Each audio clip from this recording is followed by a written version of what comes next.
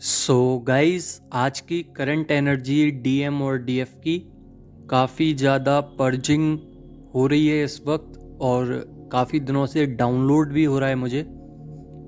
यहाँ पे आपकी एनर्जी बहुत ज़्यादा ही एंग्जाइटी में जा रही है, यानी कि डिप्रेशन, एंग्जाइटीज़। और ये ज़्यादातर डिप्रेशन और एंग्जाइटी डीएम को हो रही है, क्योंकि अभी इनर क्लिनजिंग चल रही है थर्ड आई चक्रा की, और आपके थ्रोट चक्रा की और रूट चक्रा की। इन तीनों चक्रास की काफ़ी डीप क्लिनजिंग चल रही है, जिसमें सारी ओल्ड मेमोरीज बार बार रीप्ले हो रही होगी और रिग्रेट में डाल रही होंगी। ये सारी मेमोरीज आपके सामने इसलिए आई हैं क्योंकि ये सरफेस हो रही हैं और इनको अभी क्लीन करना है आपको। डीप पर्जिंग चल रही है और एनर्जी लॉस्ट हो रही है, यानी कि डीएम को ऐसा लग रहा है कि सब कुछ होके भी मैं अकेला हूं। तो यहाँ पे काफ़ी ज़्यादा उनको लग रहा है कि मैं बहुत ज़्यादा अलोन हूँ। सब कुछ होने के बाद भी बहुत कुछ अभी ऐसा है जो उनको मिला नहीं है। वो दो ही लोग हैं, एक डिवाइन, एक डीएफ, जिनकी तलाश उनको अभी भी जारी है और वो देख रहे हैं। उनको कहीं ना कहीं एहसास है इस चीज का कि ये दोनों ही मेट से बहुत दूर हैं, पर उनकी सोल जानती है, उनकी सबकॉन्शियस माइंड जानता है कि वो एक हैं। बट यहाँ पे वो अभी अकेले हैं इन फिजिकल वे में, और 3D पर्सन है, इसलिए 5D में कन्वर्ट होना अभी बहुत ज़्यादा टाइम लग सकता है। बट कुछ डीएम हो गए हैं 3D में कन्वर्ट, बहुत ज़्यादा स्पिरिचुअल वर्क कर रहे होंगे, बहुत ज़्यादा उनको डिप्रेशन का सामना करना पड़ रहा है। यहाँ पे आपको सेक्सुअल एनर्जीज पर्जिंग हो सकती हैं डीएम के साथ। अकेले में वो सेक्सुअल एनर्जीज उनको बहुत ज़्यादा वाइब्रेट कर रही हैं। कहीं ना कहीं आपको भी रूट चक्रा में बार बार एक वाइब्रेशंस होती होंगी, काफ़ी कुछ करने का मन करता होगा। बट यहाँ पे वो डीएम की एनर्जीज हैं, आपकी नहीं है, तो अपना ख्याल रखें। साथ ही हर्ट चक्रा में आपको पेन महसूस हो सकता है, हेडक हो सकता है, और क्रेविंग्स बहुत ज़्यादा हो सकती हैं। ये क्रेविंग्स भी डीएम की तरफ से हैं अभी। यहाँ पे एक अजीब सी एनर्जीज और हैं जो कि आपके क्राउन चक्रा से, और जब रूट चक्रा में एनर्जी आ रही है तो बहुत ज़्यादा नेगेटिव कर रही हैं आपको, और कहीं ना कहीं आप लोगों को नेगेटिव असर पहुंचा रही हैं। हो सकता है ये ब्लैक मैजिक्स हो, या फिर आपका ऑरा बहुत ज़्यादा नेगेटिव हो गया है पहले से। तो अपने ऑरा को, अपने पैटर्न्स को ब्रेक करें। आप जिस भी पैटर्न में हो, आपके सामने सरफेस हो रही होंगी चीज़ें, उसको देखिए, उसको रिलीज कीजिए। रिलीज नहीं होता है, काम करना नहीं आता है, सरेंडर कीजिए, क्योंकि सरेंडर हमारा लास्ट ऑप्शन है। अगर हम सरेंडर करते हैं तो डिवाइन अपने आप ही क्लियर कर देते हैं, चीज़ों को क्लियर कट हो जाती हैं जब, तो आप आगे बढ़ जाते हो। तो एक न्यू साइकिल आती है, उसमें आपको पता चलता है कि क्या क्या आपका अभी बाकी है और क्या क्या अभी करना है, और ओल्ड पैटर्न्स ब्रेक होते हैं। फिर चाहे वो सबकॉन्शियस माइंड में हो, या फिर आपने पुराना जो भी कुछ एक्सपीरियंस किया है वो आपकी कहीं ना कहीं दिल और दिमाग में घर कर गई हैं चीज़ें, वो सब क्लीन होती हैं और आप एक न्यू डायमेंशंस पे जाते हैं, जो कि डायमेंशंस ज़्यादातर स्पिरिचुअल वर्क से आते हैं। बट चीज़ों को आप इजीली वे में अगर ठीक करते हैं तो न्यू डायमेंशंस में पहुंच जाते हैं, जिसको हम कहते हैं कि इस व्यक्ति को बहुत ज़्यादा एक्सपीरियंस है, तो एक न्यू डायमेंशंस में पहुंच चुके हैं वो, क्योंकि वो व्यक्ति सब कुछ झेल के आगे बढ़ा है। तो ऐसा ही आपका रोल होना चाहिए कि एक्सपीरियंस लीजिए, आगे बढ़ जाइए, मूव ऑन कीजिए, आगे बढ़ जाइए। इससे क्या है कि जब आप मूव ऑन करते हैं चीज़ों से, तो आपको फिर रिग्रेट करने की ज़रूरत नहीं है, क्योंकि आपने एक तो मूव ऑन किया है, प्लस आपने सरेंडर कर दिया है डिवाइन को। अब डिवाइन देख लेंगे तो आपको देखने की ज़रूरत ही नहीं है। यहाँ पे कार्मिक बहुत ज़्यादा आपके हो सकते हैं, या फिर डीएम की तरफ की ज़्यादा एनर्जी लग रही है मुझे, क्योंकि डीएम के कार्मिक्स उनको परेशान कर रहे हैं, माइंड गेम्स खेल रहे हैं, मैन्युपुलेट कर रहे हैं। यहाँ पे डीएम को नीचा दिखाने की कोशिश कर रहे हैं और काफ़ी ज़्यादा हद तक चांसेस हैं कि उनके घर परिवार में से ही कोई एक जना है, उनकी मदर सबसे ज़्यादा ही नेगेटिव एनर्जी से भरी हुई हैं और वो उनको कुछ ऐसा बता रही हैं जो उनके खिलाफ है, चाह के भी वो नहीं कर पा रहे हैं जो उनके मन में है। तो उन चीज़ों में अभी घिरे हुए हैं आपके डीएम। आपके डीएम का भी मन नहीं लग रहा है, परेशान हैं, आपको एनर्जीज भी आती होंगी, काफ़ी ज़्यादा क्रेविंग्स, पर्जिंग एनर्जी आती होंगी, जैसे कि आपको वो चाहते हैं, चेस कर रहे हैं। बट 3D मूवमेंट्स पे जब ऐसी कुछ चीज़ घटित होती है तो आपके डीएम आपकी तरफ देखना भी नहीं चाहते हैं, क्योंकि कहीं ना कहीं एनर्जी की फ्रिक्वेंसी इक्वल नहीं हुई है। आपके डीएम आपसे दूर जा रहे हैं तो समझ लीजिए कि आपकी और आपके डीएम की फ्रिक्वेंसी, जो एनर्जी फ्रिक्वेंसी होती है, वो इक्वल नहीं हुई है।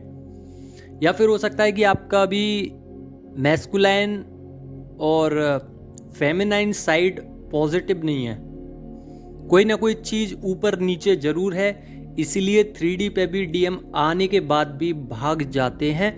तो ये सिचुएशन जब आती है जब आपके अंदर कुछ ऐसी छूटी हुई कमियां हो जाती हैं जिसको आप पूरा नहीं कर पाते हो, तो डिवाइन आपको बताना चाहते हैं कि जब डीएम आते हैं आपके सामने और चले जाते हैं तो इसका मतलब ये है कि आपके अंदर की क्वालिटीज़ को चेक किया जाता है, टेस्ट लिए जाते हैं और ये देखा जाता है कि डीएम जब ऐसा ही रिपीटेडली आपके साथ करते हैं तो जैसे आप पहले रिएक्ट करते थे वैसा ही अब रिएक्ट करते हो या नहीं।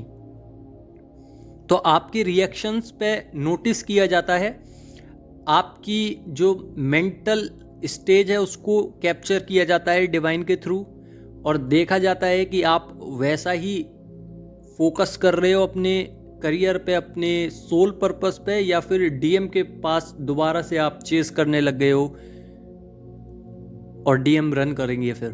तो आपको देख के चलना है। यहाँ पे बॉडी वाइब्रेट हो रही है काफ़ी दिनों से और बॉडी वाइब्रेट इतनी ज़्यादा कर रही है कि आपको सोने में भी दिक्कत हो सकती है। आँख के आसपास का एरिया पल्पिटेशंस हो सकते हैं बहुत ज़्यादा। ज़्यादातर आँख के आसपास का एरिया ज़्यादा वाइब्रेट करता होगा, आईब्रोज या आईज।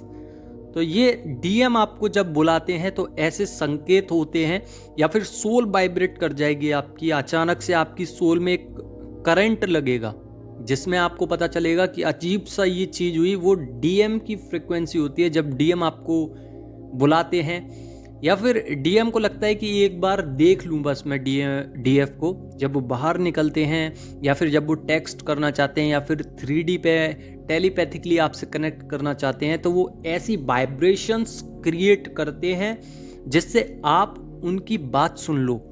वो जानते नहीं हैं बट वो उन्हीं चीज़ों को करते हैं जो इस जर्नी में प्रेजेंट है, जो इस जर्नी के स्टेजेस हैं उसी बेहद पे काम करते हैं, बट उनको पता नहीं है कि मैं क्या कर रहा हूँ या क्या कर रही हूँ। बॉडी वाइब्रेट हो सकती है और शैडो साइड पे ज़्यादा से ज़्यादा काम कीजिए। शैडो साइड ज़्यादा आउट हो रही है आपकी, बार बार सरफेस हो रही है। ईगो पे काम कीजिए।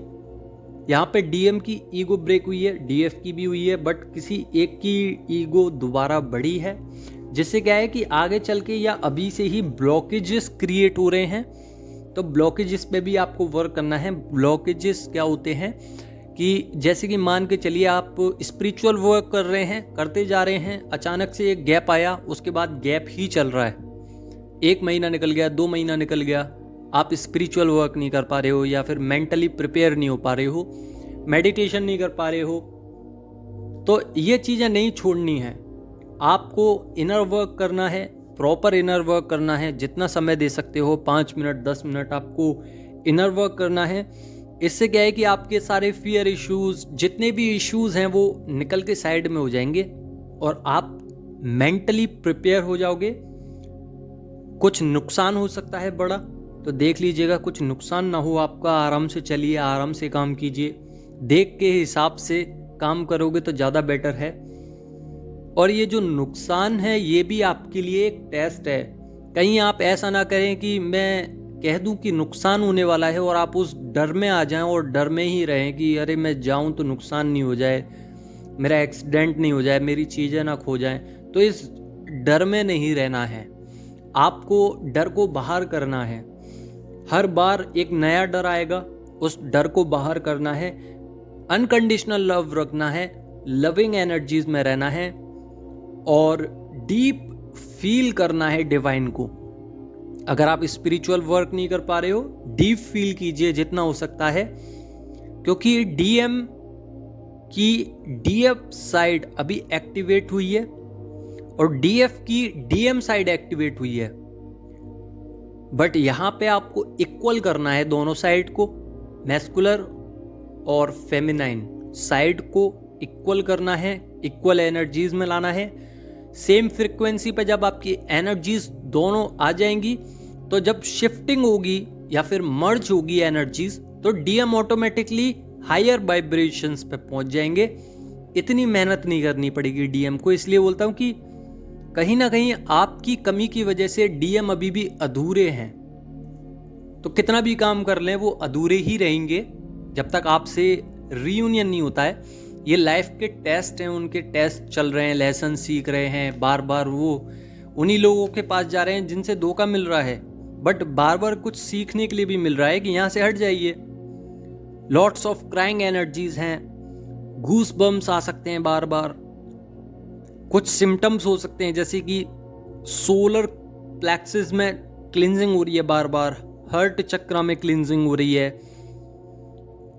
और इनडाइजेस्टिव सिस्टम होता जा रहा है, वॉमिटिंग आ सकती है, प्यास लग सकती है, ज़्यादा भूख लग सकती है, लो एनर्जीज रह सकती हैं, पास्ट मेमोरीज में रह सकते हो, क्लिनजिंग हो सकती है बार बार, नेगेटिव एनर्जीज में आ सकते हो।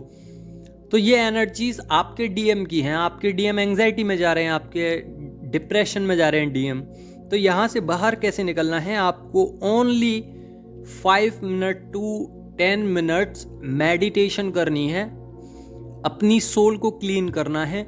यानी कि आप बस मुद्रा बना के बैठ जाइए, बाकी का काम डिवाइन देख लेंगे। आपको बस थोड़ा सा काम करना पड़ेगा, जैसे कि बॉडी में हीट हो सकती है अचानक से और इचिंग हो सकती है,